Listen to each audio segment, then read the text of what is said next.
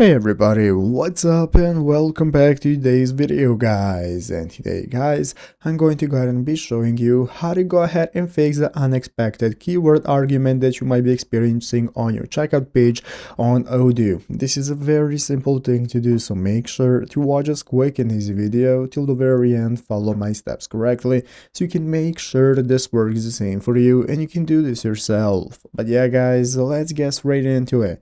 So the first thing we want to do is to go ahead and open up the official Odoo website right here, odoo.com, if you have not already. So if you do not already have it opened up, go right there and it's going to open up this home page. From this main page, we can get started with logging in. So in the upper right corner, you're going to have the login option. If you do not already have an account, you can go and create one. So after logging in, this is going to be the main page from where we can access the editor in the upper left corner and get started with accessing your configuration, site settings, and so on. So let's go and see how to fix this problem right here, the unexpected keyword argument sale order ID that you might be getting when trying to go to the checkout page. Here we have an article on GitHub of somebody who had the same issue with Odoo, and see here an answer by somebody with a similar problem who managed to fix it. So somebody already experienced the same error, but on an estimate that is not confirmed only when they click on the preview. So once the estimate is confirmed, the preview is going to work. So what you want to do is make sure to confirm the estimate before running your code. So if you need any more help regarding this problem, what you want to do is go to GitHub and post your same problem. Somebody is going to go and help you out.